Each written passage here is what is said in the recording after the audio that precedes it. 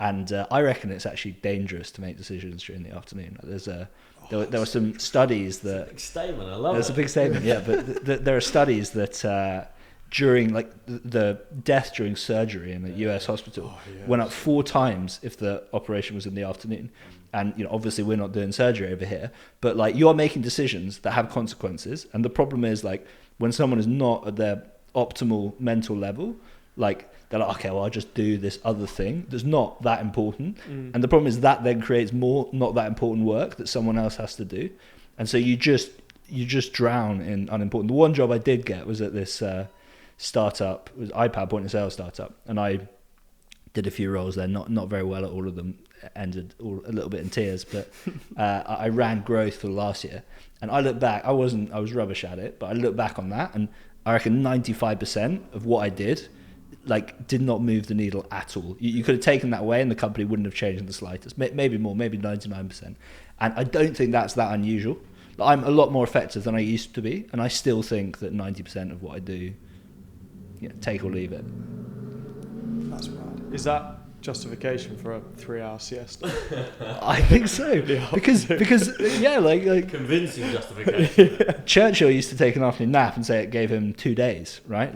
Or at least 1.5, because you come back better after a siesta. I also think, slightly controversial opinion, but if you have one really important meeting, let's say you have a really important meeting at midday, I would much rather spend the morning walking, meditating, chilling, just kind of getting myself in a good headspace, and then going and smashing that meeting than doing a lot of not so important emails all morning. A couple of stressful things come in, you're a little bit preoccupied with all of that, and then you stumble into the meeting and don't give as much of a job. I think especially when you're in a more decision-making role in a company, then the quality of your decisions really matter. There's a lot about just making decisions, unblocking stuff, all of that kind of stuff as well.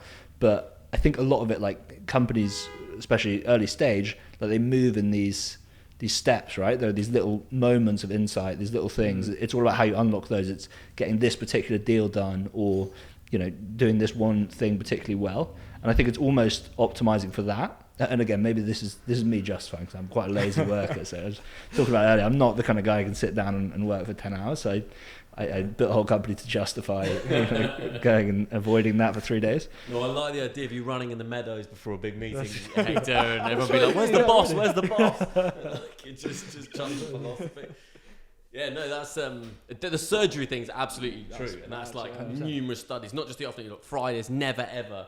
Get an operation done to you on a Friday. There's something else where there's a good book about all of this called When by Daniel Pink, which is basically the science of timing.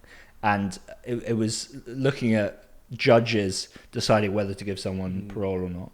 I can't remember if parole's good or bad, but basically your chance of a good result declined massively down to basically 0 up until their lunch break. And if you were the last person before their lunch break, then you had no no chance. Yeah, and then afterwards it goes back up again. So it really matters.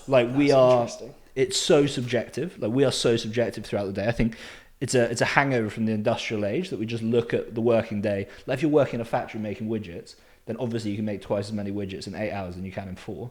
So we have built, the working day now is Henry Ford, 5-day week, which he actually brought down from 6 days, I think.